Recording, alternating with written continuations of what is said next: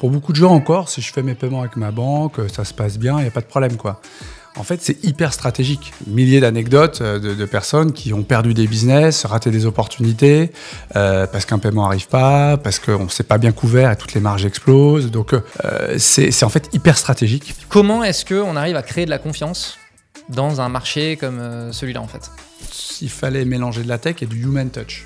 Il fallait assumer ce qui pouvait paraître contradictoire dans un monde de scalabilité où il faut que des IA, en disant non, nous, tu auras toujours un humain au bon moment.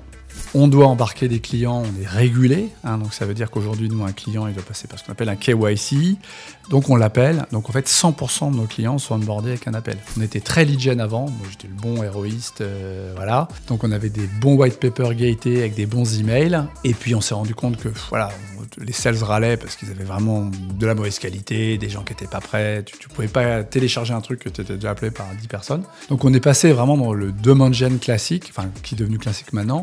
Et le côté gated, ungated, vous avez ungated des choses? Ah ben on a tout ungaté.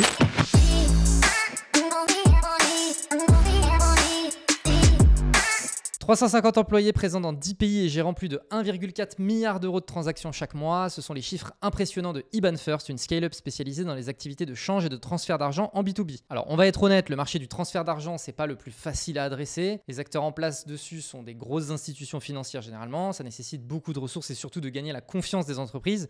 Et pourtant, IBAN First s'y est fait une place de choix en moins de 10 ans seulement. Comment ont-ils réussi ce tour de force? Pour répondre à cette question, j'accueille aujourd'hui le CMO d'IBAN First, David Remaud. On a eu l'occasion de parler entre autres de leur stratégie d'acquisition, du passage d'une approche lead gen à demand gen, de leur expansion en Europe et des challenges de la présence des fonds d'investissement pour un marketeur. Mais avant ça, vous connaissez la routine, un like, un abonnement 5 étoiles. Bonne écoute. David, est-ce que tu peux nous présenter IBAN First? Parce que c'est pas... Enfin, moi, je me sens pas là, tu vois, de présenter le business. Je pense que je le ferai pas aussi bien que toi. Qu'est-ce que c'est? Alors, IBAN First, on aide les PME qui font du business à l'international, donc qui vont soit collecter des fonds pour se faire payer par leurs clients, soit payer des fournisseurs. On les aide sur leur partie paiement, qui est technique, et sur leur partie aussi échange, monnaie. L'exemple typique, c'est quelqu'un qui va acheter des produits en Chine et qui va devoir payer un fournisseur dans une autre monnaie, en dollars par exemple. On va l'aider avec la plateforme, ça va être plus rapide, plus transparent. On va aussi lui permettre de suivre son paiement pour pouvoir dire à son fournisseur qu'il a bien reçu les fonds. Et un peu plus technique, pour ceux qui connaissent, on fait de la couverture de change. En gros, les taux de change fluctuent énormément, ce qui peut être très impactant au niveau business. Donc on peut fixer un taux dans la durée, une forme d'assurance en fait, pour aider les PME. Ok, et ce que tu appelles une PME, c'est jusqu'à quelle taille globalement? PME, nous, on va regarder beaucoup le flux en devises. Voilà, donc on parle de centaines de milliers, de millions, dizaines de millions. En taille de boîte, ça peut être 5, 10 personnes, jusqu'à 1000 personnes. On est quand même sur des sociétés qui sont déjà déployées à l'international, donc ont déjà un peu de business. Mais ça peut être très varié en termes d'industrie. Ouais. Et du coup, en termes d'industrie... J'imagine que c'est très lié aussi à l'industrie. Très lié. Tu peux avoir ce qu'on appelle des grossistes, qui sont des gens qui vont vraiment prendre un produit et le revendre avec peu de marge. Donc ça, souvent, c'est des petites boîtes. J'aime beaucoup donner l'exemple souvent à nos clients aux Pays-Bas. Daily Onions, il est spécialisé dans l'import-export d'oignons. Voilà, donc très pure player, mais c'est des millions de tonnes et d'euros. Et nous, on l'aide sur ces flux qui sont très critiques. Ou ça peut être des sociétés un peu plus établies, plusieurs centaines de salariés dans 10 pays qui ont des flux même internes quelquefois. Donc c'est très varié, très varié. Ok. Pour la petite anecdote, j'ai commencé ma carrière en tant qu'acheteur chez Valeo équipementier automobile et un gros boulot de l'acheteur, c'était effectivement d'avoir un œil sur les devises. Parce que c'est vrai que pour une boîte comme ça qui brasse des milliards, bon là c'était des milliards, et ben un changement de devise, en fait, ça vient complètement plomber tes performances financières. Donc oui, effectivement, pour les gens qui ne connaissent pas, c'est quand même un vrai gros enjeu des boîtes qui font du commerce international. C'est un truc de dingue. Pour l'anecdote, quand j'ai rejoint IBAN First il y a 4-5 ans, avant de venir, j'ai un peu demandé à des directeurs financiers autour de moi ce qu'on pensait. En fait, il y a quand même on est sur un métier d'équipement encore peu connu. Pour beaucoup de gens encore, si je fais mes paiements avec ma banque, ça se passe bien, il n'y a pas de problème, quoi. En fait, c'est hyper stratégique. Milliers d'anecdotes de personnes qui ont perdu des business, raté des opportunités, parce qu'un paiement n'arrive pas, parce qu'on ne s'est pas bien couvert et toutes les marges explosent. Donc, c'est en fait hyper stratégique comme métier. Et puis, on peut faire beaucoup d'économies aussi, hein, très, très honnêtement. Rien contre les banques, hein, mais on s'occupe un peu mieux des PME que les grandes banques qui sont très grands groupes ou individuels. Voilà. Très bien. Bon, toi, tu as un parcours un peu particulier parce que du coup, tu as commencé développeur, après tu étais directeur commercial, après tu as été intrapreneur, entrepreneur, pour finir CMO d'Evenfirst. Pourquoi tant de aide Non, mais la tech, on va dire que c'est commencé par la tech. Ouais. Donc, je suis arrivé... c'était pas du SaaS à l'époque, mais on était déjà sur des logiciels, les premiers déploiements Java, Servlet, pour ceux qui se souviennent. Moi, je suis rentré dans la tech parce que j'étais passionné par la tech. Et puis, sortant d'école d'ingénieur tech, on faisait du dev. Je me suis un petit peu ennuyé au bout d'un certain temps. J'étais pas non plus le meilleur développeur, je pense.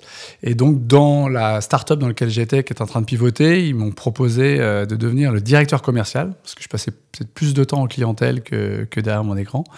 Voilà, donc là, c'était un peu le premier saut, un peu business, où j'ai un peu pris le bouillon au début, parce que je comprenais rien. Mais c'est vrai que la passion du business et puis de rentrer les clients, ça s'est bien passé.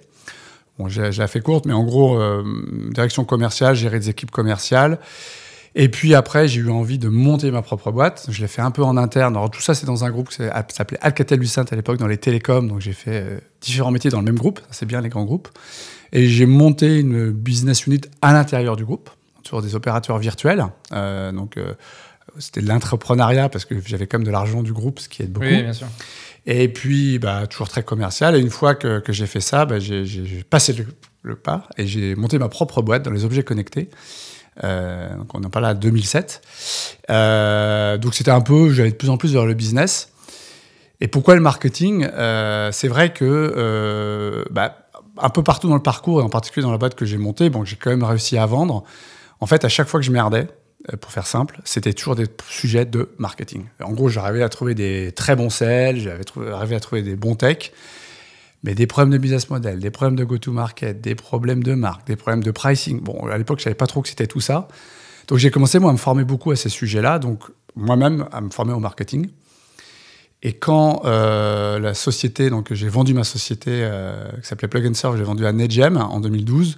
Après avoir intégré la société, le patron m'a proposé de prendre le marketing, parce que j'avais quand même beaucoup de réflexion. Et c'est comme ça que j'ai basculé côté marketing. Avec, à l'époque, en 2012, quand même, assez peu de marketing B2B, en fait. Maintenant, c'est bien, c'est génial. On a une génération, je trouve, incroyable de marketeurs B2B. Mais en 2012, il fallait avoir du côté des Américains, des Salesforce. En France, c'était un peu vide. Donc, je me suis dit, voilà, je vais prendre le créneau. Et puis, voilà, après, au-delà des erreurs, je pense que... en tout cas, ma vision d'un CMO B2B aujourd'hui, c'est de la data, c'est de la tech. Bien parler avec les sales, hyper important. Donc, mon expérience de sales m'aide bien. Oui. Et puis, il y a un côté entrepreneur, quand on est face à un board ou un investisseur, ou savoir ce que c'est que lever des fonds, vendre une boîte, ça peut aider par rapport à la stratégie. Donc, finalement, ça m'a pas mal aidé. Mais mon cœur est côté marketing maintenant. Ouais. Ça y est, maintenant, c'est clair et net. Il n'y a pas de retour en arrière. Je sais jamais, mais aujourd'hui, c'est ma passion. Ouais. Excellent. Si on revient un peu sur Evenfirst, donc... marché finance, marché confiance, c'est vraiment je pense que l'asset numéro 1, c'est arriver à créer de la confiance sur le fait que l'argent va être bien traité. Ouais. Evenfirst, c'est une boîte qui a globalement 10 ans. C'est ça. Alors, le vrai démarrage, c'est 2016. Mais ça fait bientôt faire 10 ans. Ouais. Ok. Donc, boîte plutôt jeune, en tout cas dans ce secteur-là, parce que tu mentionnais les banques qui sont des institutions. Voilà. Comment est-ce qu'on arrive à créer de la confiance dans un marché comme celui-là, en fait ? Alors, notre tagline « Trust Beyond Borders », déjà, il faut l'afficher. Je pense que c'est très important d'en faire une valeur marketing, mais une valeur de boîte. Et je pense que Pierre-Antoine, le fondateur, est très sensible à la confiance. Donc, la confiance, ça part des clients. Donc, on est très, très client-centrique. Alors, je peux même faire quelquefois un peu trop. C'est-à-dire que on ne veut pas exposer nos clients. Moi, en tant que marketeur, j'aimerais bien que tous nos clients, on en parle partout, mais il y a vraiment une culture très forte du respect du client, ce qui est une force. Respect ou secret ? Respect secret, c'est aussi ce qui va avec aussi, tu vois, parce que les gens n'ont pas forcément envie de dire où ils mettent leur argent et qui mettent leur argent. Enfin, donc ça va avec, en fait. Donc je pense que ça, c'est la confidentialité est clé, les enjeux de sécurité. Tout ça, c'est vraiment notre ADN et c'est très clair. Après, d'un point de vue marketing com, c'est accepter de faire de brand awareness, de l'awareness, ce qui fait peur un peu justement dans un monde d'investisseurs de fonds. On n'a pas envie d'investir là, pas héroïser. Donc très concrètement, on a toujours, dès que je suis arrivé il y a 4-5 ans, investi dans la presse.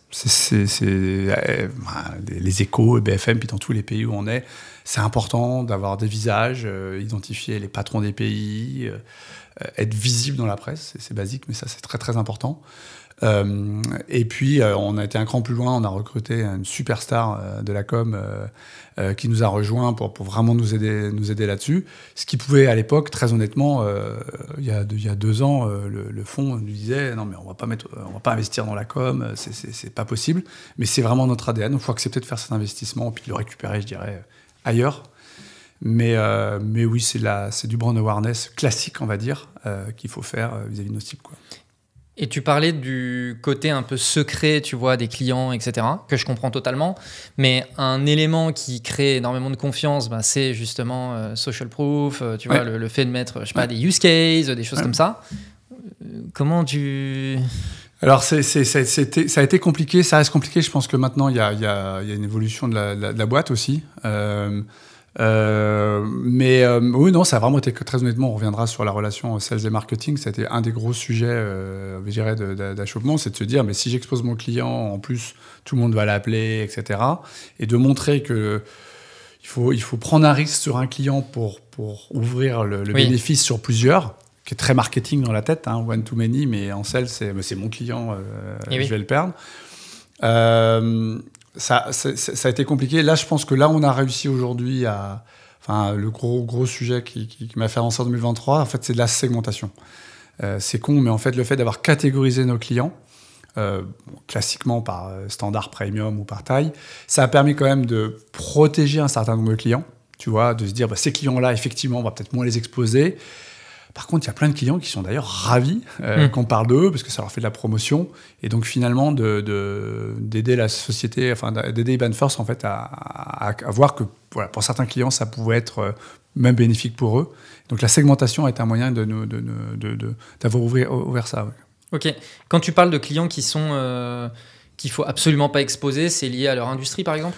Non, c'est pas eux-mêmes, c'est plus... alors, soit c'est un sujet parce qu'il y a des très beaux clients et alors, très important de comprendre en business model, bon, on va dire que c'est du SaaS au sens où c'est une plateforme en ligne, etc., mais on est dans du transactionnel, on n'est pas sur de l'abonnement, donc n'importe qui peut potentiellement appeler un de nos clients et lui proposer un meilleur tarif, même si aujourd'hui la proposition de valeur, elle va bien au-delà du prix.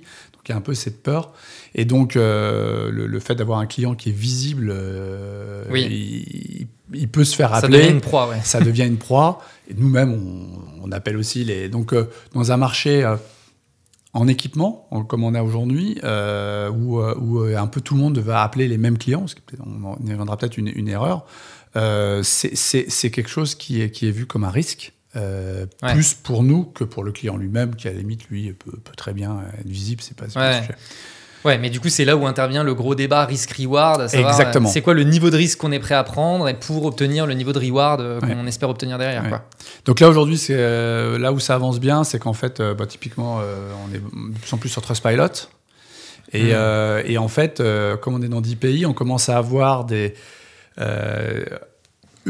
un manque de notes, parce que c'est pas vraiment des mauvaises notes, on a des très très grosses notes, et c'est pas de la promo, on a un NPS énorme, parce que les gens sont contents, c'est plutôt, comme on n'expose pas, au bout d'un moment, si tu as une note mauvaise ou moins bonne, en fait, ta note est dégradée, en fait, ça impacte tout le monde. Donc en fait, c'est celui qui voulait plus partager son client, il devient impacté par une mauvaise note d'un autre, donc je pense que culturellement, aujourd'hui, il y a un effet collectif qui s'est créé autour de nos clients sont hyper contents, encore une fois, on a des super NPS, faisons un asset, soyons un peu stratégiques sur qui on expose, qui on n'expose pas, à quel moment. Voilà, on n'est pas pour rassurer tout le monde. Et puis voilà, la culture est en train de rentrer et ça, c'est quelque chose qui... mais ça a été très long. Ça a été très long. Et tu mentionnais Trustpilot, qui pour moi est une plateforme très B2C. Mm-hmm. Et pourtant, vous, en plus, voilà, c'est... Encore une fois, vous faites du B2B, un secteur un peu stratégique, etc. Je ne m'attendais pas à ce que tu me mentionnes Trustpilot, tu vois. On a racheté une boîte là au UK, 700 avis sur Trustpilot, alors que ils ont des centaines de milliers de clients, tu vois. Donc, non, mais je pense que on le voit partout, hein, l'acheteur, qui est nous, le directeur financier, hein, pour nous, ou même le fondateur des boîtes un peu plus petites, ou le CEO, il cherche les avis, puis comme dans sa vie, tous les jours, il va sur Trustpilot. Alors, on a du Capterra, on a du Google, on en a d'autres, mais il tape Trustpilot, donc c'est les avis sont ça dans le B2B, ça en comportement individuel, nous on le voit beaucoup. Et même auprès de C-level, directeur financier, etc.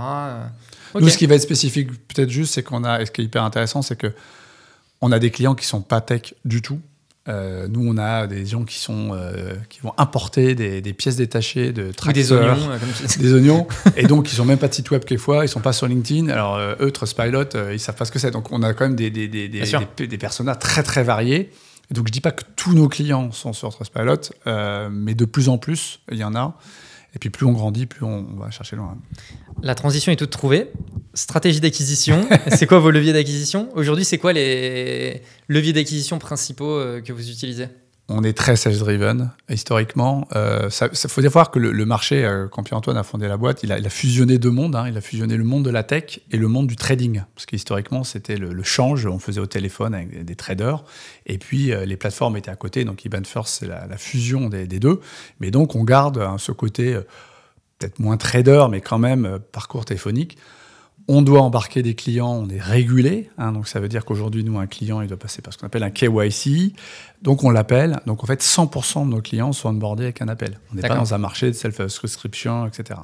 Et puis, tant mieux, d'ailleurs, parce qu'encore une fois, on gère des fonds. C'est quand même un peu critique. Donc c'est vraiment très important et c'est très bien. Et ça participe à la confiance aussi. Ça participe à la confiance, etc. Donc, ça c'est vraiment cœur dans notre secteur, dans notre métier. Et du coup, il y a des sales, 100% des onboarding, il y a des sales. Donc, après, en termes de chasse, historiquement, c'était du cold calling, beaucoup. Et donc, c'est quelque chose, pour le coup, on a transversé. Ça reste aujourd'hui 80% de cold calling, on va dire. Enfin, de sales, mais qui passe par du cold calling, un petit peu d'emailing, mais c'est quand même beaucoup de l'appel. On est content d'arriver à 20% aujourd'hui d'inbound. Donc ça, c'est en partant de zéro. Donc ça veut dire que deux phénomènes. On a fait du bon boulot, mais surtout, on rentre dans un marché qui a un peu moins de l'équipement. Alors, je ne sais pas si le chasm de Moore, c'est un truc dont on parle quelquefois. On est vraiment dans le chasm de Moore, c'est-à-dire qu'on a eu early adopters qui connaissaient du change, qui négociaient avec plein de banques, on se bat avec nos concurrents directs. Là, maintenant, on rentre dans des gens qui commencent à comprendre les bénéfices des sociétés comme nous, qui font leur recherche de leur côté, qu'on n'avait pas forcément identifié. Donc, l'inbound, aujourd'hui, pour moi ou pour nous, c'est surtout un signe que le marché est en train de passer le chasm. On passe les 15-20% de early adopters, on rentre dans le mainstream, ce qui est génial pour l'equity story. Et je pense qu'on a réussi à craquer l'acquisition en changeant complètement notre approche. On était très lead gen avant. Moi, j'étais le bon héroïste, voilà. Donc, on avait des bons white paper gatés avec des bons emails. Et donc, on a fait ça jusqu'en 2022. Et puis, on s'est rendu compte que les sales râlaient parce qu'ils avaient vraiment de la mauvaise qualité, des gens qui n'étaient pas prêts. Tu ne pouvais pas télécharger un truc que tu étais déjà appelé par 10 personnes. Donc, on est passé vraiment dans le demand gen classique, qui est devenu classique maintenant. Pour ceux qui ne connaissent pas, Chris Walker, le gourou du demand gen, en tout cas, on a pas mal suivi ses prescriptions qui consistent à séparer la génération de la demande. Nous, c'est beaucoup, j'ai parlé des RP, beaucoup les réseaux sociaux, beaucoup même nos clients, de plus en plus des events. On ouvre complètement le generate demand autour là où sont nos clients. C'est un peu basique, mais on essaie de les suivre. Et puis la capture, qui elle est vraiment que sur notre site web. On a fait un site web de capture. On ne vient que pour ouvrir un compte quasiment sur notre site web de manière classique. Et là, les canaux d'inbound, un tiers de reco, un tiers d'ads et un tiers de SEO organique, mais qui est un petit peu difficile à vraiment mesurer. C'est pas que notre marque, c'est des mots-clés autour de meilleure expérience de paiement, transparence de prix. Mais comme on suit moins bien le funnel d'acquisition, on sait qu'ils ne sont pas venus que sur notre marque, quoi. Ils sont venus sur une catégorie dans laquelle nous, on se positionne de plus en plus, qui amène du trafic. OK. Et le côté gated, ungated, vous avez ungated des choses ? On a tout ungated. Complètement. Alors, en fait, on a fait franchement un rebranding de fond. Il s'est passé plusieurs choses. On a vraiment bossé avec Pierre-Antoine, avec le CEO, avec les sales. On a fait vraiment un gros travail.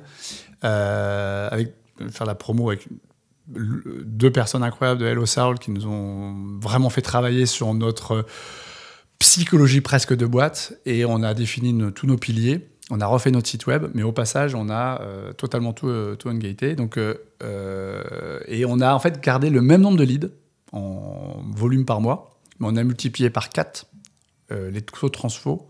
On a augmenté les tailles de boîte. On a attiré des gens un peu plus gros. Et donc, en sortie, on a 4 fois plus de revenus sur les inbound avec le même volume. On était à 5%, on est à 20% et même volume. Donc alors, est-ce que c'était bon moment pour nous, etc. Mais on a été assez extrême dans l'application. Et on a un formulaire qui est hyper long. C'est-à-dire que pour s'inscrire, il faut vraiment être très motivé, high intent.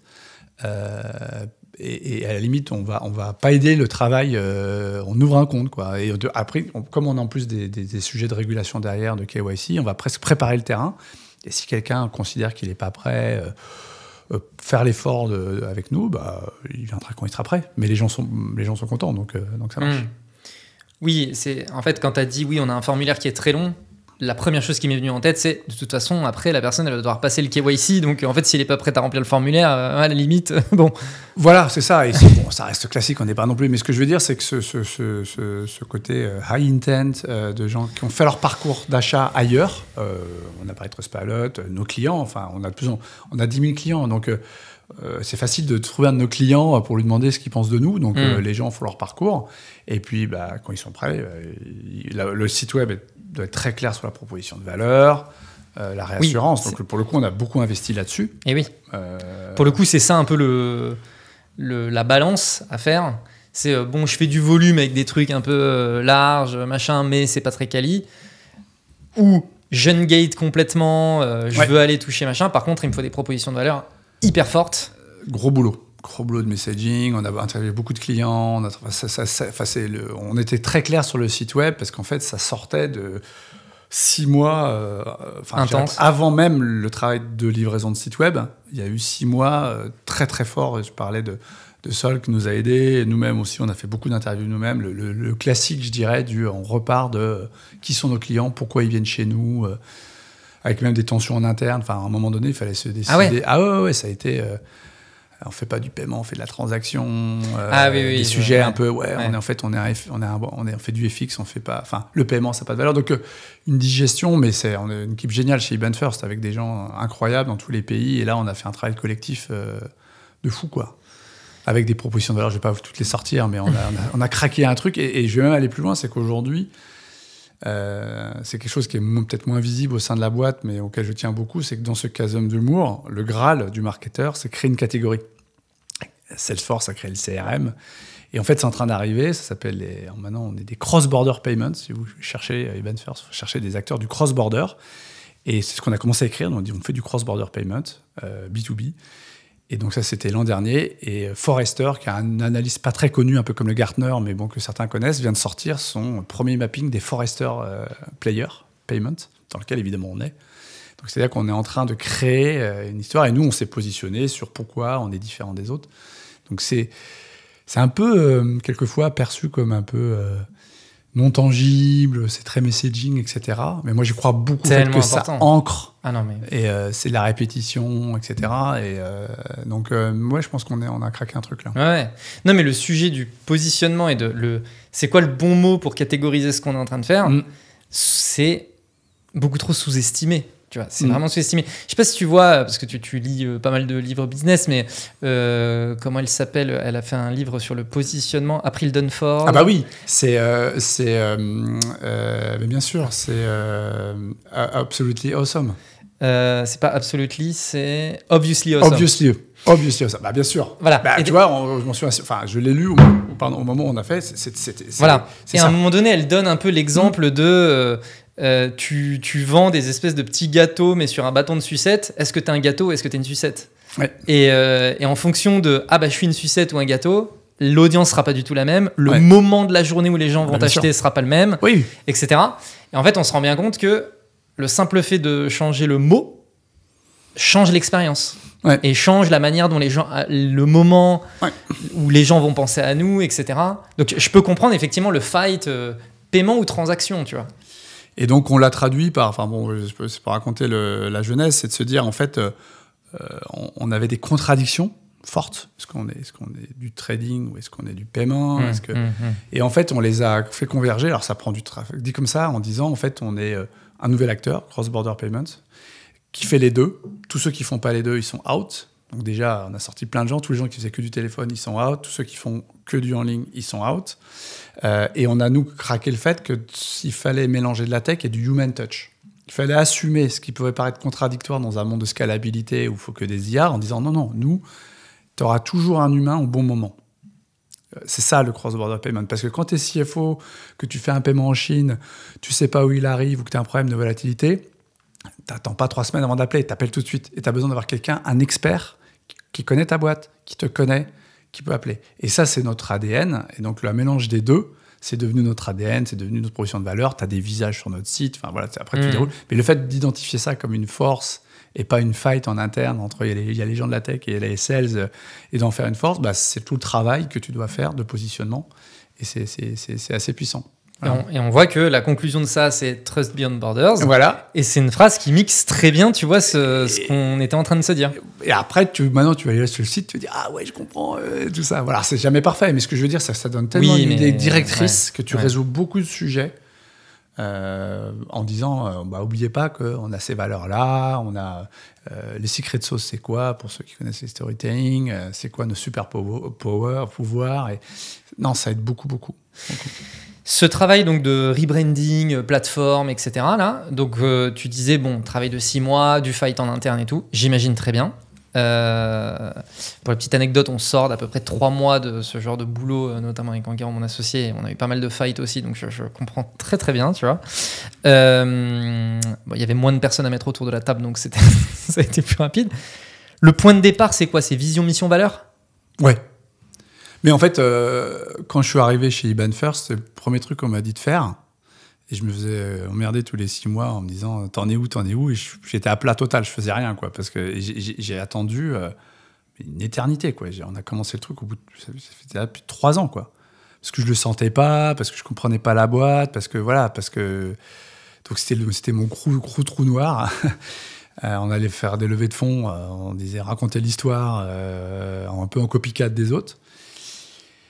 Puis je sais pas, à un moment donné, je me suis senti moi à l'aise à prendre le risque. Tu connaissais souvent la boîte aussi, parce que tu parlais de fight. En fait, c'est pas que du fight, c'est aussi et donc connaître bien les patrons commerciaux. Bien sûr.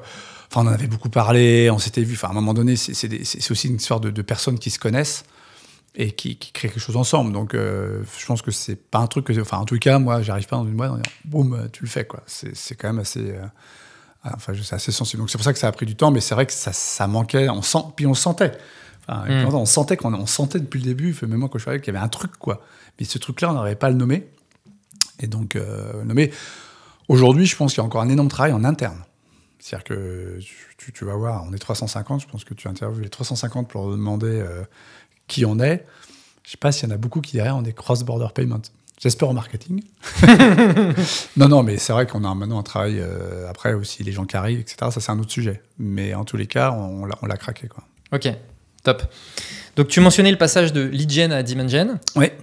Lead gen qui est en fait, finalement... Alors, tu as déjà un petit peu teasé le truc, mais... Lead gen qui est un peu le playbook qui plaît aux sales parce que c'est du volume, c'est héroïste, etc. Et tu disais comme quoi culturellement, vous êtes une boîte très très portée sales. Et là, du coup, il faut basculer sur quelque chose de très demand gen, autour de la marque. On ne sait pas exactement comment on va mesurer. C'est peut-être un peu du long terme, etc. Comment est-ce qu'on arrive à convaincre en interne de basculer d'un playbook à un autre ? Alors déjà, je pense que j'ai la chance qu'on fasse confiance, tu vois. Donc en fait, on était à un moment donné où déjà l'acquisition marchait bien. On a fait d'autres choses à côté, plus à outbound. On a aidé sur d'autres parties de la outbound qui nourrissaient finalement ce besoin de lead. Donc on a fait du scrapping de database sur des éléments de change et des choses comme ça. Donc entre guillemets, on a fait un peu ce travail de MQL et de SQL vis-à-vis des sales. On y reviendra peut-être, on a fait aussi tout un travail pour aider sur le funnel, améliorer les ratios de conversion, etc. Donc ça, on était vraiment team sales, team marketing qui fournit du lead. Donc on a fait du lead gen. Et entre guillemets, on nous a un peu laissé tranquille sur la partie inbound. On a surtout travaillé avec les équipes SDR, réception du call. Même s'il y a un formulaire derrière, il y a un appel qualifiant très important. Il faut appeler vite, il faut répondre vite, il faut bien qualifier. Donc on a fait beaucoup de travail et d'itération avec une partie des sales sur l'inbound. Et puis, un peu fermer nos gueules. Pendant, on n'a rien dit, on a vu, voilà. Au bout d'un moment, les gens ont commencé à nous dire la qualité augmente. Cool. Il y a moins de mauvaise qualité. Bon, il y a toujours plein de mauvaises inbound, mais on a commencé. Puis, en fait, au bout d'un moment, c'est un peu en fin d'année, on a vraiment un outil de tracking sales et marque, global. On a commencé à regarder les chiffres au-delà des sensations. Et là, on a dit, regardez, en fait, c'est quand même assez marquant, la différence. Et donc, encore une fois, moi, je suis en train de tuer le MQL, sortir de plus en plus de ces histoires de marketing. Déjà, culturellement, j'ai toujours détesté mon lead du marketing, du sales. Même si ça revient toujours, il faut justifier aussi tes investissements. Mais là, je suis plutôt en train d'évoluer vers quelque chose où on a un funnel, on a des actions communes, on travaille ensemble de manière intelligente. Après, mesurer la performance, c'est un autre sujet. Décorréler, je dirais, l'intelligence de ce qu'on doit faire de la mesure. Donc pour moi, aujourd'hui, un inbound, c'est pas marketing. Un inbound, c'est un inbound de la boîte. D'ailleurs, oui. Il y en a plein, c'est des sales qui parlent à des copains et qui recommandent. Donc, entre guillemets, ce qui est important, c'est de savoir, il y en a. Est-ce qu'ils sont de bonne qualité? Oui. Et comment on en a plus? Si on en a plus en faisant des pubs ads, on fera plus de pubs ads. Si on en a plus en ayant des actions commerciales, on fera des actions commerciales. C'est plutôt comme ça la logique. Après, de dire le marketing, est-ce qu'il fonctionne ou il ne fonctionne pas, je dirais c'est presque un autre sujet sur lequel on bosse pour ne pas mélanger les deux, quoi. Voilà. Mais ça reste une grande transformation encore à mettre en place. Donc, pour revenir à ta question, on a la chance quand même d'avoir de la confiance. On nous a laissé le temps. Le call calling et la outbound marchent super bien côté sales. Donc, on a aussi été... d'une certaine façon protégé et grâce à la machine qui marche, tu vois ce que je veux dire, on a eu le temps. Tu vois, on m'aurait dit il faut que tu fasses 100% des leads dans 3 mois. Je n'aurais pas fait ça. J'aurais pas pu le faire en tous les cas. Oui, au final, c'est un peu ta chance, quoi. Oui, d'avoir eu le temps, de nous avoir fait confiance. Mathieu Alacom qui nous a rejoint, un investissement qui a été fait aussi sur des choses vraiment haut de funnel, de awareness et de brand. Tout le monde ne peut pas... On l'a fait au bon moment, en 2022, quand on avait vraiment les moyens. Donc je considère que c'est vraiment une chance d'avoir... Mais il fallait la saisir aussi, tu vois. Il fallait prendre le risque de se dire... on met de côté une grosse partie de notre investissement et de notre stratégie. On se donne rendez-vous dans 1 an, puis on verra. Je me permets d'interrompre l'épisode pour vous présenter Bulldozer, l'entreprise derrière la production de ce podcast. Bulldozer est un collectif spécialisé en marketing et growth et notre job, c'est de maximiser la performance marketing et commerciale des entreprises sur l'ensemble de leur funnel, donc de la génération de leads à leur conversion et leur rétention. Pour ça, on s'appuie sur différents leviers, le premier étant notre pool de plus de 200 experts qui composent le collectif et qui nous permettent d'adresser des sujets aussi divers que la demand gen, l'outbound, le SEO, les RevOps, etc. ainsi qu'une méthode de travail scientifique, data-driven et qui exploite ce qui se fait de meilleur en termes d'outils et technologies. On a accompagné plus de 200 clients depuis notre création en 2022 et parmi nos références, on trouve des super boîtes comme Aircall, Salesforce, Payfit ou Mooncard, pour ne citer qu'elles. Si vous aussi, vous souhaitez faire de votre marketing non plus un simple générateur de leads ou de notoriété, mais bien un générateur de revenus, je vous mets un lien vers notre site internet en description. Écrivez-nous, je pense qu'on peut faire de très belles choses ensemble. Allez, on reprend. Il y a aussi une particularité, donc on a parlé du fait que boîte très orientée sales. Oui. Vous avez une autre particularité, c'est que boîte qui a levé des fonds et dernièrement boîte rejoint par un fonds de private equity, je ne sais pas exactement comment on dit. Mais si. Voilà. Donc investissement d'un fonds de private equity qui sont des acteurs, donc aussi bien VC on va dire et private equity qui ont vraiment un prisme performance sur à peu près tout ce qu'ils regardent. Je te confirme. Et donc, là, encore une fois, tu vois, lead gen, demand gen et ces sujets d'awareness, etc. C'est quoi le discours, encore une fois, que tu tiens face à des acteurs comme cela? Ouais. Alors, déjà, je pense que le timing a été vraiment hyper bon pour nous parce qu'au moment donné où on avait ce... Enfin, alors, je vais un peu dire, la différence entre private equity et VC, c'est le VC, on est quand même sur une valo de société, d'accord, qu'on gonfle selon la croyance que chacun ça va grossir. Voilà, donc, mais c'est un très bon modèle, enfin sain, avec tout mon espoir que derrière, on va vendre plus cher. Donc c'est quand même très dépendant des effets de marché aussi extérieurs. Et on l'a vu, malheureusement, c'est que l'augmentation des taux d'intérêt a eu un effet désastreux sur les valorisations de boîtes. Et donc, tous ceux qui avaient des très grosses valos se sont retrouvés un peu coincés. Et quand tu es coincé sur ta valo en VC, tu peux pas faire grand-chose. Ouais.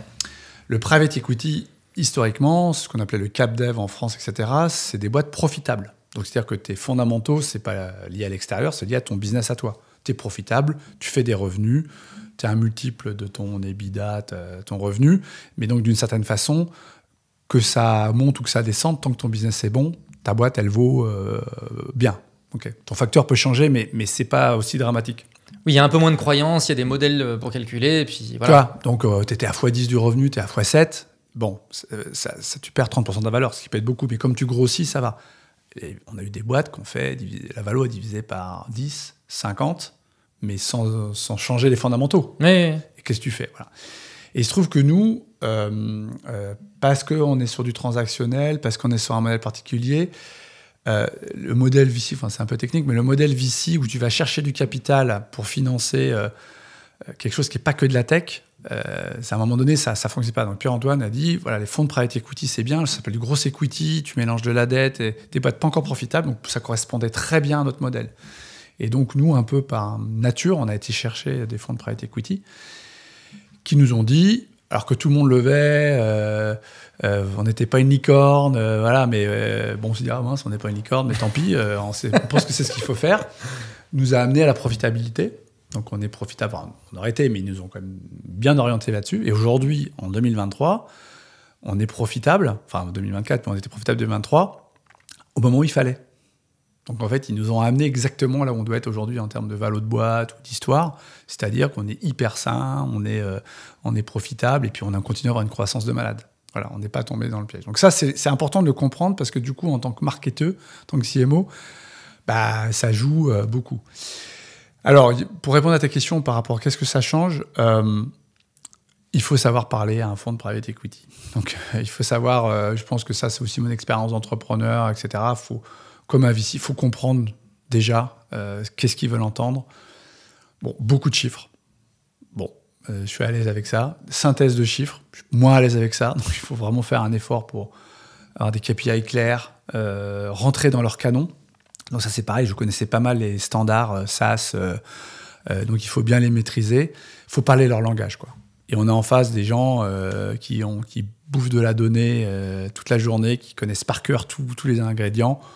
Donc, il faut soit être à l'aise avec ça, soit avoir des gens autour qui en bouffent pour pouvoir expliquer la donnée. Donc, il faut rentrer dans ce jeu-là, mais qui est, pour un CMO, assez naturel. Hein, c'est très analytique. Très... En tout cas, ça devrait l'être. Voilà. Donc, moi, ils m'ont donné un outil qui s'appelle le Plan of Record, qui est un truc qui descend tout le funnel. On en a fait une machine de guerre en 2023 qu'ils adorent. J'ai même présenté à tout leur portefeuille Marlin. C'est Marlin, le private equity, fonds de private equity, à tout leur portefeuille parce qu'ils trouvaient génial la façon dont ils utilisaient leur outil. Donc, voilà, c'est rentrer dans ce jeu de la donnée, du KPI, de bien mesurer, bien reporter. Attends, excuse-moi, mais ce Plan of Record, là, donc c'est un outil que eux ils t'ont donné parce qu'ils avaient besoin de ces informations-là. Ouais. Et toi, tu trouvais que l'outil était bien, donc tu l'as carrément intégré dans tes process, en fait. Voilà, en fait, peut-être zoomer là-dessus, c'est un tableau Excel, c'est con, qui dit pour faire tant de revenus sur le nouveau business, il faut tant de clients. Pour tant de clients, il faut tant d'opportunités. Pour tant d'opportunités, bon bref, ça remonte tout, mais avec un truc qui intègre le temps, qui intègre des éléments. Voilà. Première fois, on fait l'Excel et on dit il faut qu'en janvier, j'ai tant de nouveaux leads par canal, par pays, par tout ce qu'on veut. Donc c'est un truc quand même assez touffu pour arriver à mon résultat dans un an. Le gros avantage par rapport à des conversations sales, c'est d'éviter de dire ce mois-ci, il faut que je fasse plus d'argent, comment je fais ? Non, en fait, c'est trop tard pour ce mois-ci. Enfin, pas trop tard, il y a des actions très court terme, mais regardons ce qu'on doit faire maintenant pour gagner plus dans 3 mois, dans 6 mois. Donc, c'est vraiment intégrer une vraie projection de funnel. Mais c'est un Excel à la base, qui est un modèle de prévision, plan of record de ton modèle.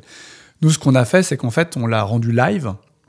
C'est dans un tableau, le logiciel tableau. Et en fait, chaque année, en début d'année, on l'écrit. Mais c'est nombre de leads par canal, par pays. Donc, c'est un truc gros tableau Excel qu'on définit avec les sales en fonction des targets. Et ensuite, à la journée, à la semaine, au mois, on le suit. Et on a des modèles, donc on sait qu'on doit avoir tant de transformations à tous les étages du funnel. Et en fait, on regarde juste les variations. On regarde ce qui est en rouge. Donc on dit, tiens, ce mois-ci, le taux de transfo aux Pays-Bas, au niveau des SDR, il est en orange ou rouge. Pourquoi ? Alors on appelle le gars il dit, oui, mais j'ai recruté des nouveaux SDR, ils vont mettre 1 mois à être formés, donc c'est normal. Ou au contraire, on a un problème, etc. Donc ça nous a permis de piloter vraiment le funnel. Et c'est vrai que moi, j'aurais montré un jour, ils m'ont dit, bon, t'en es où dans ton plan of record ? Et j'aurais montré l'outil en live avec les couleurs rouges et vertes. Ils ont fait, ah, enfin, c'est bien ça. Et ça, et on reviendra pour aligner les sales ça, c'est génial aussi, parce qu'on a les mêmes chiffres, les mêmes indicateurs, on a des vraies conversations puis voilà, c'est jamais parfait, il y a des trucs qui marchent moins bien, et tu arrives à soit recruter, soit former, soit améliorer tes leads, on a vu le site web, ça fait partie des éléments. On a vu les taux de transfo exploser grâce à ça. Et ça, on l'a vu tous ensemble, c'était objectif. Voilà. Donc ça, voilà. Pour revenir, c'est ce sujet de rentrer dans les outils du fonds de private equity. Et à partir de là, c'est une question de confiance. Donc une fois qu'on a fait ça, qu'on a montré qu'on comprenait le jeu et qu'on a amené du good business, quand on est arrivé en disant, voilà, on va faire du demand gen, vous ne connaissez pas, hein, et qu'on a dit, voilà, on va prendre une partie du budget pour faire ça, on va le mesurer comme ça. C'est vrai qu'il y avait une confiance qui était là. Bon, c'était bien que ce soit effectivement effectif au bout d'un an, mais c'est aussi une création de confiance. Une relation de confiance et puis une relation de voir les gens régulièrement, de partager. Hein, mais, parce que tu vois, c'est quand même un peu abstrait... Évidemment, je comprends ce que tu veux dire quand tu dis en fait c'est une affaire de confiance et il faut machin, mais il faut quand même avoir une histoire à raconter pour embarquer les gens et gagner la confiance. Donc, si tu n'as pas de data à leur donner immédiatement, qu'est-ce que tu leur donnes ? La data. Ouais. C'est de la data, c'est que de la data. Oui, c'est que de la data. T'as raison, hein, c'est que ça, c'est bien processé de la data. Alors je dis, c'est pas jeu, hein, évidemment. Avec le DAF, avec le CRO, on travaille en équipe avec Pierre-Antoine pour former c'est un travail d'équipe. Hein, mais en tous les cas, la partie... moi, j'étais un peu sponsor de l'acquisition parce que c'était un peu ça. J'avais pas mal à fournir les chiffres là-dessus. Mais c'est de la data, ouais. Et tu prends aussi du benchmark marché, des choses comme ça. Benchmark marché à fond. Alors ça, c'est génial. C'est vrai avec les VC, avec les modèles d'operating partner.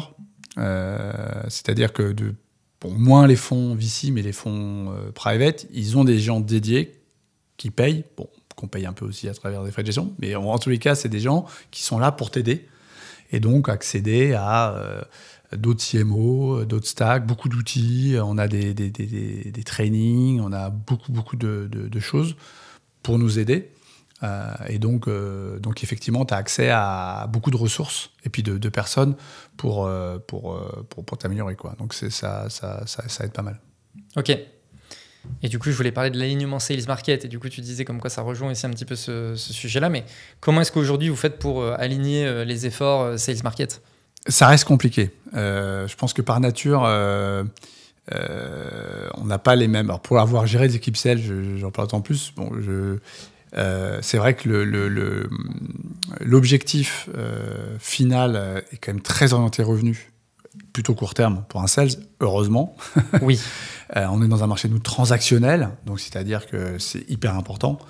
Et donc je suis ravi que tous les sales soient à regarder tous les jours, tous les mois. En day-to-day, ouais.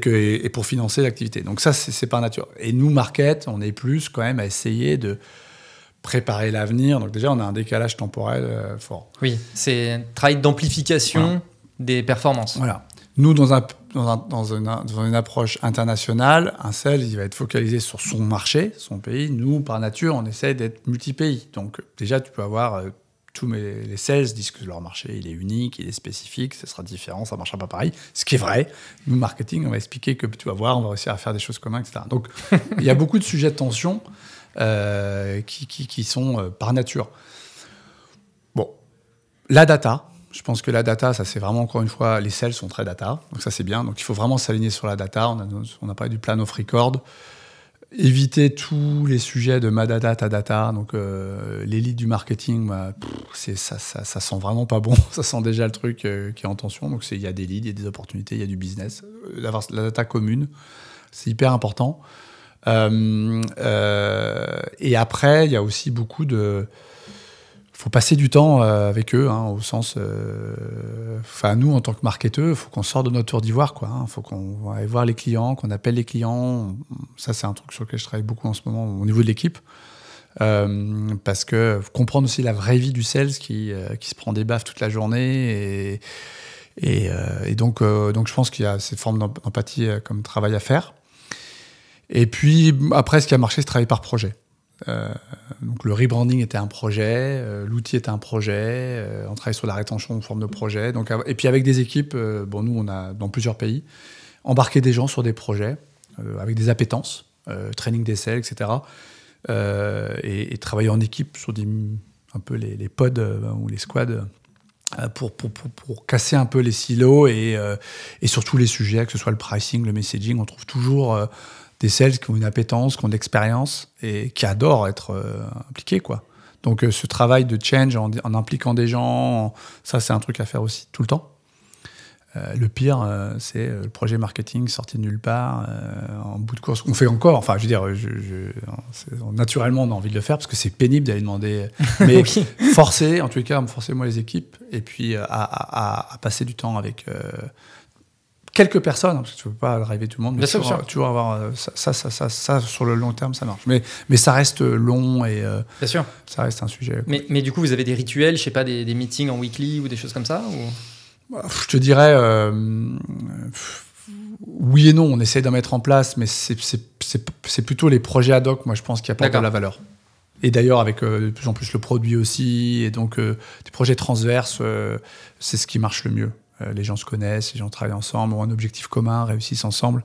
Oui, on fait des revues de pipe, des revues de choses, des revues, bien sûr, il faut communiquer, mais la vraie valeur c'est quand tu vas à la guerre ensemble, ou tu crées un truc ensemble, ça n'a pas de prix, quoi. Ouais. Je suis plus là-dedans, moi. Ok. Et justement, côté data, donc tu as mentionné les data un peu classiques du pipe, lead, blablabla. C'est quoi sinon, toi, les data que tu regardes de manière très régulière?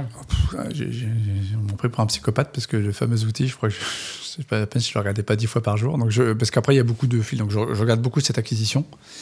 De plus en plus, la rétention. Pareil, nous, on est en transactionnel. Donc ce qui est très intéressant, et ça, c'est un truc qu'on est en train de mettre en place, nous, c'est de lier les indicateurs business de revenus aux indicateurs d'usage de la plateforme. Parce que nous, il peut y avoir des corrélations. IBAN First, c'est gratuit. Tu peux venir t'inscrire et utiliser plein de choses. Si tu fais pas de paiement de devise, nous, on ne touchera pas d'argent. Et d'ailleurs, on touche une fraction qui est transparente. Donc en fait, il y a des gens qui nous utilisent plus que finalement ce qu'ils nous donnent comme argent, et inversement. Et surtout, on voit de plus en plus de signes, nous, dans le comportement d'usage. Alors ça, c'est beaucoup côté produit. Ils font un travail de malade, mais qu'on essaie, nous, d'exploiter en tant que marketing produit pour aider le go-to-market sur est-ce qu'il n'y a pas des corrélations entre les signes d'usage du produit et des upsell ou downsell potentiels. Donc on regarde de plus en plus cette partie-là, qu'on regardait moins avant. Et la partie acquisition, je dirais pas que ça roule, mais elle est assez... elle est regardée de manière assez classique et donc régulièrement, mais les nouveaux enjeux, c'est plutôt autour de l'usage du produit. Donc presque être product-led, c'est un peu... On n'en est pas là, mais je pense qu'on a beaucoup à apprendre de cette partie-là. Sachant que c'est le produit et le générateur de revenus. Alors, oui et non, parce que, encore une fois, on a toute une partie qu'on appelle du hedging ou la couverture. C'est-à-dire que tu vas utiliser la plateforme, c'est facile, c'est génial, tu fais tous tes flux en paiement, donc ça, c'est super. Voilà, et nous, on gagne de l'argent sur les flux en devises. Encore une fois, ça, c'est la partie product-led. Ça, c'est la partie product-led. Mais à un moment donné, tu vas vouloir fixer un taux dans le futur, c'est une couverture. Oui. Et ça, c'est une couverture. Oui. À terme, on commence à les faire en ligne, mais c'est surtout sales. Ça, c'est très sales, et c'est une partie du revenu. Donc en fait, on n'a pas que du product-led revenu. Ok. Côté tools, vous utilisez quoi? Je te dirais je considère qu'on n'est pas très bon. Enfin, quand je dis pas, on est Salesforce, HubSpot. le classique du classique. C'est déjà très bien. Enfin. C'est déjà très bien. Non, mais c'est vrai que pour aligner encore une fois les sales, HubSpot, je ne vais pas faire de la pub, mais c'est vrai que c'est quand même hyper pratique. Tu as beaucoup de choses tout en un, etc. Alors, d'ailleurs, sur quel use case HubSpot, sur quel use case Salesforce? Donc CRM Salesforce, vraiment la gestion, on va dire, de l'opportunité et de la qualification sales jusqu'à la gestion de plus en plus du client, de la rétention. Nos fameux cases de KYC, d'onboarding qui sont un peu spécifiques, on les fait via Salesforce. Donc ça c'est bien aussi, ça nous aide bien à faire converger les différents process. Et marketing, plus de manière classique sur le lead au sens génération de lead, plutôt en amont dans le funnel. Et après sur de l'automation de CRM sur des clients plus standards, c'est-à-dire on commence à automatiser de plus en plus des services, des news auprès de certains clients dans le background. Voilà. Donc, le marketing côté HubSpot, les sales côté Salesforce. Oui, bien sûr. Oui, okay. Oui, pour faire simple. Okay. Et quoi d'autre comme outil? C'est un peu ça. On utilise de manière assez classique des stacks de grosses. On va avoir du Lusha pour l'enrichissement de contacts. On va regarder des solutions pour l'emailing. On va regarder. Mais globalement, on a beaucoup développé en interne. Et là, je vois, avec l'IA, en plus, je me remets un peu sur les sujets. Je vois qu'il y a plein d'outils qui soit existent, soit se sont développés. Et donc, je considère qu'un des gros sujets qu'on a aujourd'hui, nous, c'est nous équiper avec plus des nouveaux outils. On utilise des trucs très avant-gardistes, plutôt en avance de phase. En ce moment, on utilise pas mal EdgeN sur la génération de vidéos. C'est génial. Ok. Alors, on fait des trucs assez... donc, on a l'objectif, parce qu'on génère beaucoup de contenu. Et donc, ça, c'est EdgeN, pour ceux qui... C'est vraiment génial. C'est vraiment pendant 3 minutes, on se fait enregistrer en vidéo en racontant n'importe quoi. Et à partir de ces 3 minutes-là, on peut générer autant de vidéos qu'on veut de cette personne-là, racontant tout ce qu'on veut dans n'importe quelle langue. Donc notre CRO, on lui a fait raconter sa recette de pasta. Et maintenant, on génère des news en interne, en roumain, en hongrois, où il raconte le taux de change actuel, etc. Et ça marche super bien. Peut-être pas en externe. Avec la bouche qui suit. Ça suit, voilà. Non, c'est incroyable. C'est incroyable. Le truc, c'est que c'est un peu statique. Tu vois que c'est un peu robot. Dans notre histoire de trust, nous, on se dit que c'est... Mais c'est... Non, Mais c'est... Enfin, pour moi, Agent, c'est le tool wow effect par excellence. Ah ouais. Quand Puis en plus, on lui a renvoyé lui-même en hongrois la news qu'il avait fait la veille. Ça marche très bien. Voilà, donc là, toi, on est plutôt sur de l'expérimentation POC qu'on veut éduquer. On fait aussi beaucoup de POC autour du LLM, des chats GPT qu'on utilise nous beaucoup. On a développé un outil qui permet... tu rentres le nom d'une boîte, ça t'analyse les sites web par rapport à un autre secteur pour avoir une fiche pour le sales déjà tout prête avec les news, etc. Donc, ça, c'est plutôt de la R&D presque qu'on fait nous-mêmes. Mais je trouve qu'entre la R&D qu'on fait, qui est hyper importante, parce que ça te permet de comprendre les outils, les limites, quand il y a un vendeur qui vient avec un outil, tu peux le challenger, parce que tu l'as fait un peu, tout ça. Et le classique HubSpot Salesforce, je pense qu'aujourd'hui, il y a une stack Martech dont j'entends parler dans ton podcast beaucoup, sur lequel nous, on doit renforcer sur beaucoup de sujets, toujours les mêmes problématiques. On a des problématiques de... identification des cibles, enrichissement des données, gestion des segments, séquence de segments, multicanaux. Enfin bon, toutes ces stacks-là, aujourd'hui, on n'est pas très bien équipés, je trouve, là-dessus. Qui sont globalement des outils que tu as mentionnés, très axés outreach, sales, etc. Très outreach, sales. Oui. Après, Après, on est assez classique, notre marketing. Nous, encore une fois, nos cibles, c'est des directeurs financiers, des gens qui sont... Donc, on fait des events, fait des webinaires, du contenu que les gens lisent. Donc, et là-dessus, c'est vrai qu'on utilise de plus en plus les AI generated pour générer. Mais notre philosophie, c'est plutôt quand même de toujours mettre de l'humain, plutôt d'être sur la valeur que sur le volume. Donc, on dirait, c'est un peu marketé, mais 100% de nos contenus sont initiés par un chat GPT. Mais 100% sont relus et finalisés par un être humain. Parce que sinon, Je comprends. Voilà. Enfin, en tout cas, nos clients ou prospects, ce qu'ils recherchent, c'est aussi une certaine forme de qualité de valeur. Bien sûr, bien sûr. En interne, là, on fait un peu des tests aussi avec ChatGPT. Par exemple, Charlotte, qui travaille avec moi, qui est ma content marketing manager, en fait, ce que je lui disais, c'est que quand, par exemple, il y a des moments où on est en train de créer du contenu avec du ChatGPT, j'ai l'impression qu'on fait de la langue de bois. Ouais, t'as un côté... Je sais pas si tu vois ce que je veux dire. C'est des phrases un peu longues, où tu fais machin. On a l'impression que t'es en train de tourner autour du pot. Je lui dis, mais là, quand on dit ça, on est en train de rien dire, en fait. Ouais, bon, après, ça aide, ça te structure un article hyper vite. Non, mais par exemple, pour faire des plans de contenu, c'est génial. Voilà. Pour faire ce genre de choses, évidemment. Par contre, après, pour faire du rédactionnel pur, c'est vrai que, bon, un humain fait ça mieux. Ouais. Et c'est tant mieux, d'ailleurs. Ok, on a parlé d'IA, mais c'est quoi, globalement, toi, les tendances que tu observes sur votre marché ? Sur l'IA ? Non, sur... les tendances globales. Parce que l'IA est une des tendances, j'imagine, mais... Alors, je vais te dire, c'est le cross-border payment, c'est vraiment cette catégorie, ça peut paraître un peu, mais j'y crois fondamentalement, c'est-à-dire que d'un marché où tu étais globalement avec un service de gens au téléphone ou ton banquier qui dit faire payer en Chine, c'est comme payer en euros, c'est pareil. On comprend maintenant que ça devient stratégique, donc les grosses tendances, c'est des investissements tech forts, donc c'est vraiment des acteurs de la tech comme nous, qui investissent, qui est un peu nouveau par rapport aux salles des marchés, tu vois, à un moment donné. Donc ça, dans notre secteur, c'est quelque chose de peut-être classique dans notre secteur, mais pour nous, c'est un vrai secteur. Il y a une vraie transformation. Alors, c'est pour ceux qui connaissent un peu le monde du comptable, des accounts, ce qu'on appelle les accounts payable. C'est-à-dire, tu reçois une facture et en fait, tu fais un paiement, parce que c'est un peu le flow de base, peut-être avec un bon de commande. Ça veut vraiment se révolutionner. Parce que finalement, recevoir une facture que quelqu'un va saisir dans un outil, qu'ensuite tu vas mettre dans un outil, que tu vas mettre chez nous pour faire le paiement, pour après...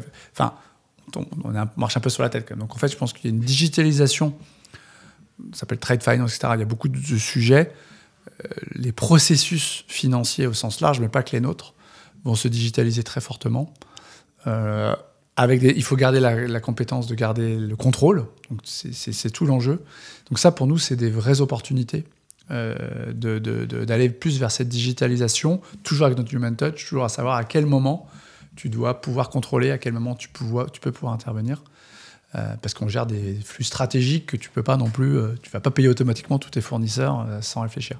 Mais c'est vrai que cette automatisation des process, et on le voit avec beaucoup aussi d'acteurs... par exemple, comme Penny Lane pour la partie compta qui sont en train de travailler là-dessus. Ça, je pense que c'est vraiment... ça va être l'avenir. Avec les banques comme partenaires de compte, c'est hyper important d'avoir un acteur sur lequel tu mets tes fonds, puis une certaine forme de prêt, voilà, un acteur. Mais on va avoir ce modèle avec des plateformes tech qui vont gérer beaucoup plus la finance des PME. Ça, c'est une grosse tendance de fond dans lequel on s'inscrit complètement. Ouais. Ok. Et du coup, c'est quoi vos prochains challenges ? Prochain challenge, alors au sens global, justement, je pense qu'on a... ça reste quand même... La rétention reste un sujet important. C'est toujours dur de dire, tes clients ils sont super contents.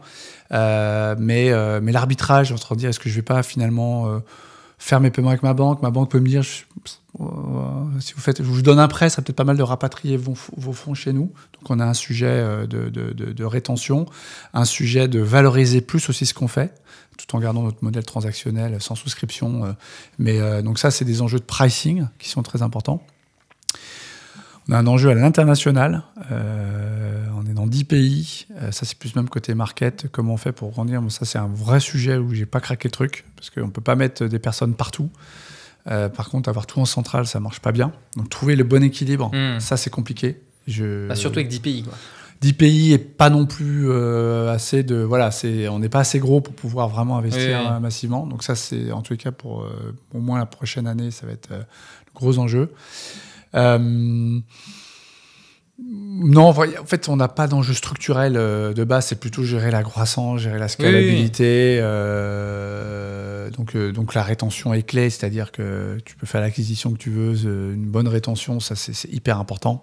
Et c'est du travail, puisque plus tu grossis, plus les trucs qui te sauvaient. Donc c'est là où nous, en tant que marketing, on intervient de plus en plus pour essayer justement d'aider les sales dans la partie rétention.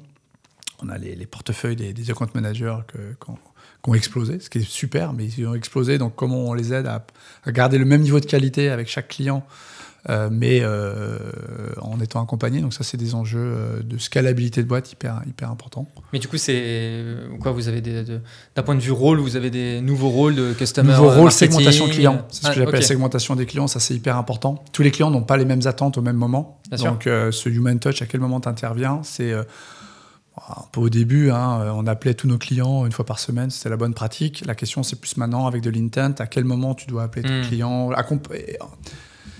équiper les account managers et les CSM avec des outils pour eux qu'ils puissent mieux faire leur travail, pour mieux accompagner nos clients. Et ça, côté marketing, nous, c'est plus notre ADN, donc on est plus à travailler sur ces sujets-là. Ça, ok, très bien. Outbound? Outbound, voilà, ce qu'on me disait, l'outbound, cold calling, il y a eu tellement d'équipes SDR qui se sont créées de partout que tout le monde s'est fait appeler par tout le monde. Donc je pense que le cold calling, au-delà de nous, notre secteur, c'est quand même les gens ont moins envie d'être appelés. Déjà, ils n'avaient pas tellement envie, mais ils ont moins envie. Donc faut qu'on réinvente un peu, enfin qu'on le seconde. Et donc c'est pareil, c'est un enjeu et c'est compliqué parce que les emailing, toucher nos clients finalement en outbound, ça reste un enjeu compliqué. Donc ça, c'est un vrai gros sujet. Est-ce que c'est outils? Est-ce que c'est équipe? Est-ce que c'est les deux? Ça, c'est un gros sujet aussi. Donc rétention, outbound, internationalisation. Ouais. Et sur l'international, tu vois, ça m'intéresse aussi qu'on puisse creuser parce qu'effectivement, je pense que l'équilibre, il n'est pas évident à trouver. Mais là, aujourd'hui, le choix qui est fait, en tout cas, c'est 100% global, côté market. Même côté IBAN First, je veux dire, nous, ouais. c'est pas que... Enfin, quand on dit 100% global, c'est... non, évidemment, on a des pays locaux, enfin, on a des équipes locales, etc., mais on a une plateforme qui est unique. Oui, ça, bien sûr. Ça, ok. Et des process. Donc après... ah oui, alors, côté market...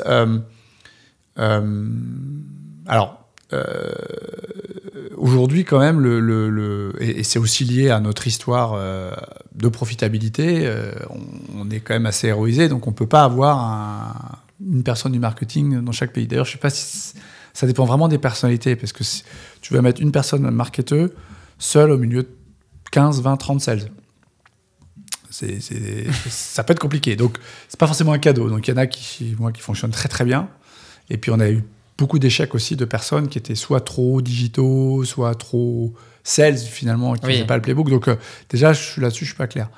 Et donc, problème d'investissement et de coût qui fait qu'on ne peut pas avoir autant de personnes.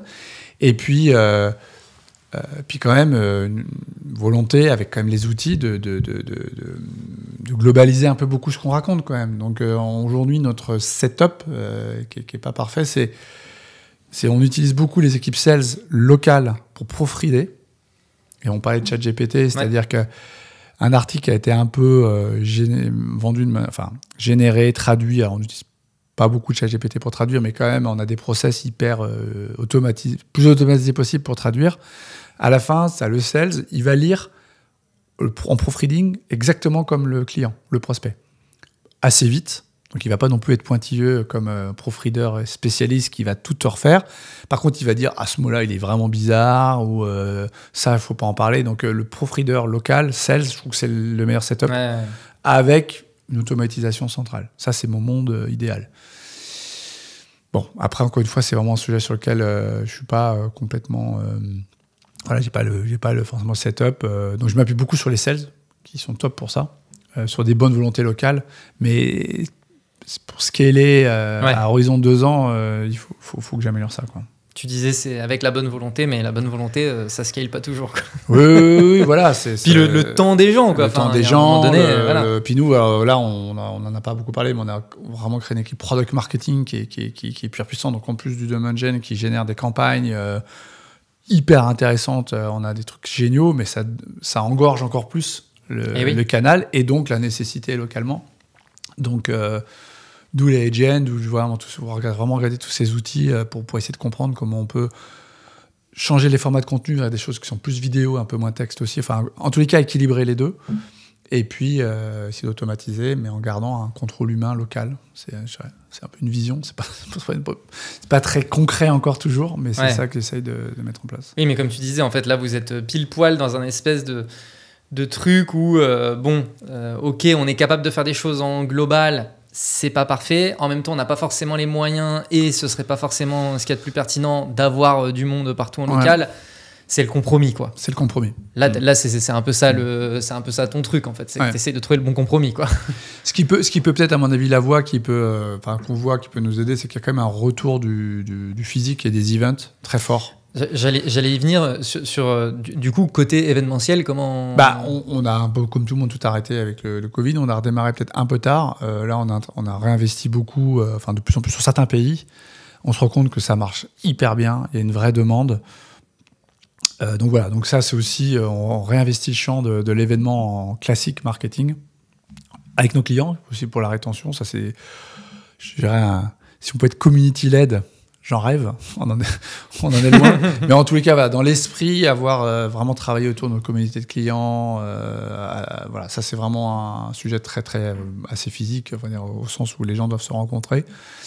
Ça peut être aussi un bon ancrage, c'est-à-dire réinvestir de ce côté-là avec peut-être des équipes ou des prestataires locaux qui investissent sur cette partie événementielle qui est forcément locale. Alors là, pour le coup, tu parles dans la langue locale, il n'y a pas de choix. Enfin, nous, en tout cas, dans notre métier, il faut parler hongrois, bulgare, roumain et sans accent, il faut être natif, donc ça, c'est du local. Et d'en faire ça un noyau, si tu veux, de marketeux, pour pouvoir après en scaler sur la partie contenu. Ça, c'est plus mon plan court terme. Ouais. Encore une fois, c'est le compromis, quoi. Encore une fois, c'est un peu le compromis. Mais ça marche bien. Enfin, je veux dire, voilà. Ah oui, non, c'est vrai. Ok. Et ben écoute, merci beaucoup. J'ai l'impression qu'on a fait le tour du sujet. Tu vois un autre point ? Non, c'est... Moi, ça me semble bien. J'ai l'impression qu'on a fait le tour. Pour les personnes qui veulent te contacter, qui veulent en savoir plus, qui veulent... comment ça se passe ? Grand plaisir, community-led, LinkedIn. Le mieux, c'est LinkedIn. Non, franchement, comme tu le sais, on aime bien réseauter, on aime bien discuter, pas mal échanger. Donc, vraiment, avec LinkedIn. David Romo, je crois que... David Romo, IBAN First, je crois que je suis le seul. Donc, a priori, oui. Super. Et ben, merci beaucoup, merci David. Beaucoup, Jordan. Merci. Merci à toutes les personnes qui écoutent encore l'épisode. Comme d'habitude, hein, vous savez ce qu'il reste à faire. Le like, l'abonnement, le commentaire, tout ça. Et puis, on se retrouve la semaine prochaine. Merci beaucoup. Merci.